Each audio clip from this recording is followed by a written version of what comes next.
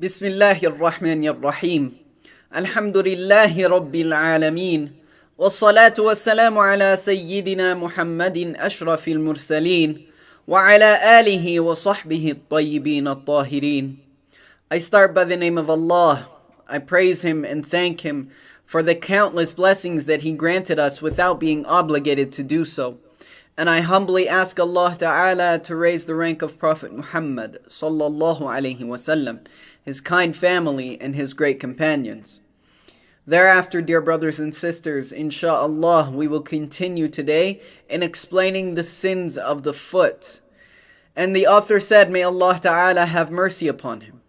Among the sins of the foot are to walk towards committing a sin, such as walking to provoke the ruler to do unjust harm to a Muslim, or to walk towards a Muslim to kill them unrightfully, or walking towards committing the sin of adultery, or committing any other sin that involves the enjoyment of a marriageable woman.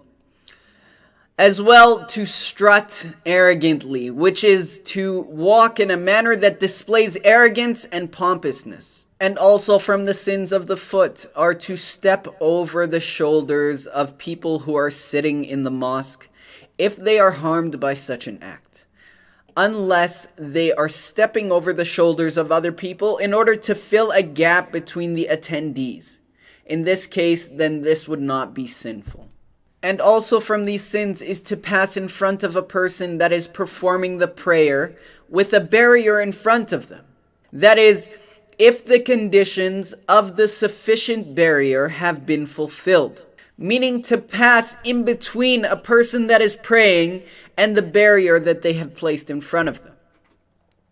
And for this barrier to be valid, it must be at least 2/3 of a cubit in height and 3 cubits or less away from the person that is performing the prayer. Also from these sins is to extend the leg outwards towards the book of the Quran.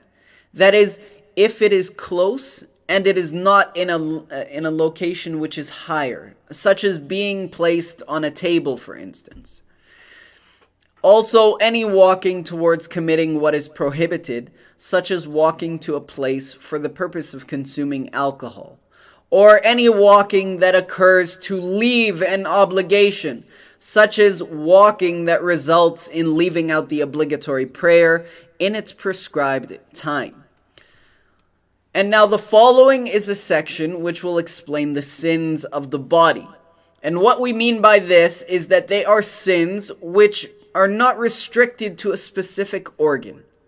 Among the sins of the body are to harm the parents or one of them severely. And the harm mentioned here is what common standards would judge to be harm. As well, to flee the battlefield, which is for a person that is engaged in an Islamically prescribed battle to withdraw from the battlefield. If the number of non-Muslim fighters are more than double the number of the Muslim fighters, then in a situation like this, it would not be sinful for one to withdraw from the battlefield. Also, to sever the obligatory ties of kinship.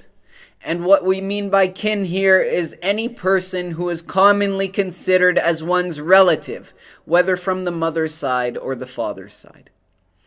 And this occurs by acting in a way that normally makes the kin feel neglected, either by not visiting them or by not supporting them financially when they are truly in need, and one is able. Also, to inflict apparent harm on one's neighbor, even if they are non-Muslims who have been granted safety in the Muslim lands. Examples of such harm include hitting the neighbor or cursing them, and what is similar to these things. Also from the sins of the body is to dye the hair black for both males and females. And also from these sins is for men to imitate women or women to imitate men. For example, within clothing that is specific to the opposite gender, or other matters such as the way the opposite gender speaks or walks, for instance.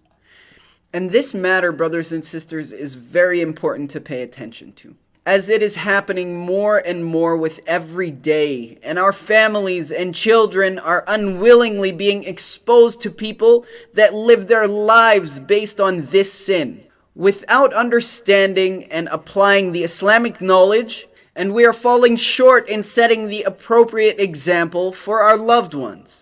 If we do not expose them to the knowledge of the religion, the traditions of Islam, and we don't allow them to understand the beauty of our purpose for life, then they will be exposed to their surroundings, and they may be lost to the sins of society. And also from the sins of the body is for a man to let one's clothing down out of vanity. That is, to let them hang lower than the ankle bones out of pride and conceit. And also from these sins is for a man to needlessly dye his hands or his feet with henna, as such an act is specific to women.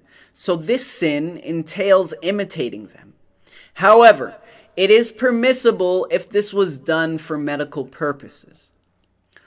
Also, to interrupt an obligation while it was being performed during its prescribed time or after it, such as interrupting the obligatory prayer or the obligatory fasting without a valid excuse. Also, to interrupt the optional Hajj and Umrah, because once one has started these acts, it becomes an obligation upon them to continue these acts until they are finished.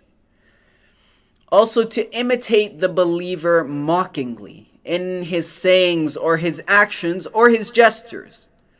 As well, to spy on people in order to pursue their defects, meaning to search for their faults that they do not want other people to know about. And also from the sins of the body is tattooing, which is for one to prick the skin with a needle until blood would come out, and then colored pigment is spread on the punctured skin until the place becomes black or blue.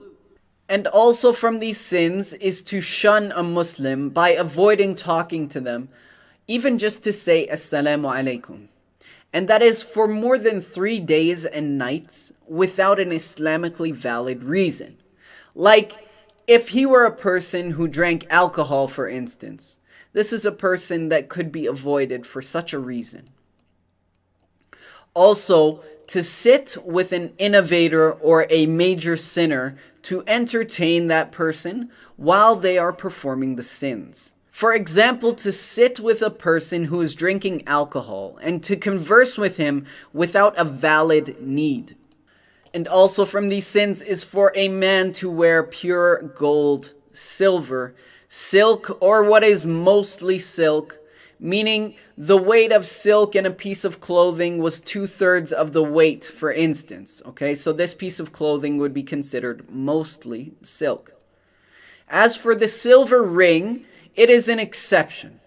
Thus, it is permissible for a man to wear a silver ring. Also from the sins of the body is for a man to be alone with a marriageable woman without the presence of a third person. However, if the third person is so young that they would not feel shy in front of them, or they are blind, for instance, then it is still sinful. And also for a woman to travel even a short distance without a male mahram, who is a non-marriageable person, such as her brother or someone like him, like a husband. May Allah Ta'ala protect us from these sins that we've mentioned.